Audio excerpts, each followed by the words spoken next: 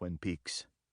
As I got older, I would occasionally catch a glimpse of my other childhood favorite, Sesame Street, and reliably enjoy Muppets doing song parodies, Rebel Elle or Cookie Monster acting as a furry blue id. But Mr. Rogers' Neighborhood made no particular effort to entertain adults who happened to be watching. Fred Rogers only wanted to take care of the nation's children, a half hour at a time, for as long as they needed him. That devotion was manifest in every sentence he spoke, enunciating each syllable with care, measuring out lessons about how the world worked, everywhere from the crayon factory to the sandbox. I took what I needed from the show, and then I forgot about what Mr. Rogers had done for me. In college, I even put together a prank, one in a series where friends and I made flyers for fictional events like the deliberately incoherent Rally for Change.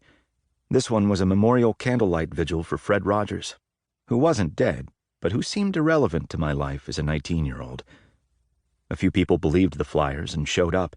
Everybody said nice things about what Mr. Rogers meant to them, so somehow his sincerity triumphed, even after being forced through the snarky apparatus that was my sense of humor circa 1990. The campus learned what had happened, so a few weeks later we faked them out with a similar memorial service for Alan Hale Jr., who had played the skipper on Gilligan's Island, but who surprised everyone by actually being dead. A few years later, I was working in New York City as a junior editor and staff writer at Details, the glossy magazine that Condé Nast had positioned as the hip kid brother of GQ. One day I got a surprising phone call, a publicist pitching an interview with Fred Rogers. The PR man was David Newell, who didn't mention that he was also the actor who played Mr. McFeely of the Speedy Delivery Service on The Neighborhood. I suggested that Mr. Rogers would be a good candidate for our back-page interview series called Rites of Passage, which I had recently inaugurated with a Q&A with Steven Tyler of Aerosmith. Newell blanched at some of the racier questions, and even after I offered to steer around any porn-related queries, he politely declined on his boss's behalf. That would have been a forgettably routine interaction.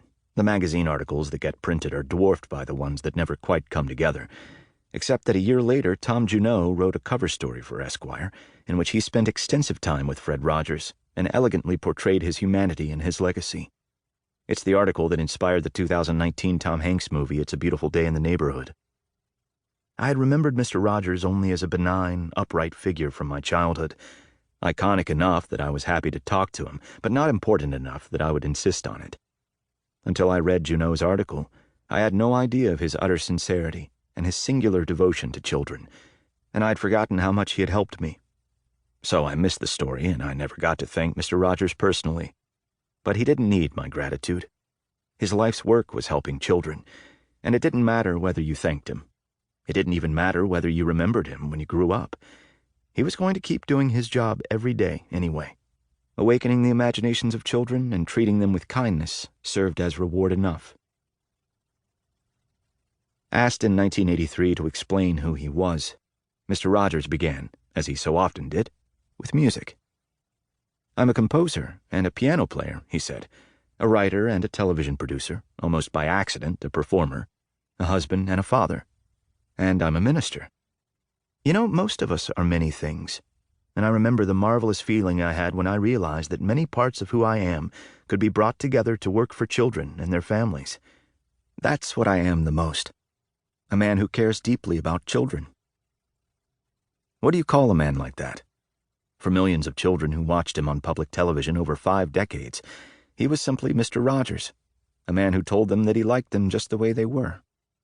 While Mr. Rogers wasn't a character that Fred Rogers adopted for the camera, what you see is what you get, the people who knew him best often said.